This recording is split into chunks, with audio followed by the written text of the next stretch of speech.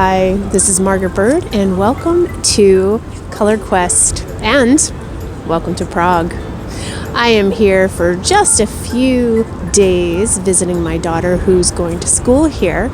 It is late November, and I did a tiny bit of foraging while I was here. I stuck to city parks, and although you might think there's not much color here at this time of year, in fact, I was able to forage for different types of tree seeds like acorns and cones. And since I can't bring these home, I'm going to be making ink. That's right, you can make ink from natural materials as well. So join me today as we poke around Prague, collecting some local plants and seeing what kind of inks Prague is willing to share with us.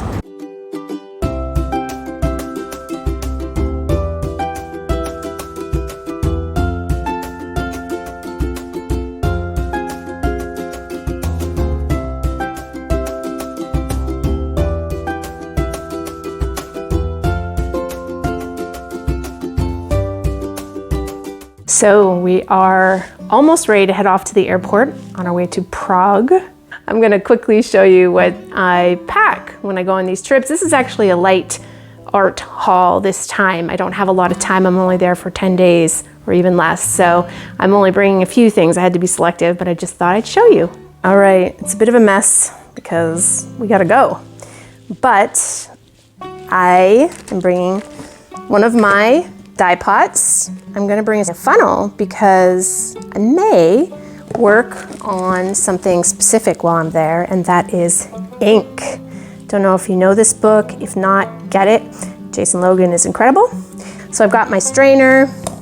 I've got my textile samples, just extra towels, and in there I've got spoons and my measuring spoons as well. I've got some iron powder in case I want to do some shifting of color. And I've got my handy dandy measuring cup. And I also am bringing tongs. These are my tongs specifically for my natural dyeing. As you should know, none of this should ever be used for cooking again. So go out there and get yourself some supplies, only for dye. I am also, if I'm going to make ink, I purchased some dropper bottles so that if I do and it works out, I will be able to bring some ink back. I have a bag that's always filled with things like a cheesecloth and coffee filters, and then some other things like hibiscus powder and some blue pea tea. I use those to supplement the colors that I forage and put into my ice installation. I have just a pan that I can use to put into the freezer for my ice installation as well.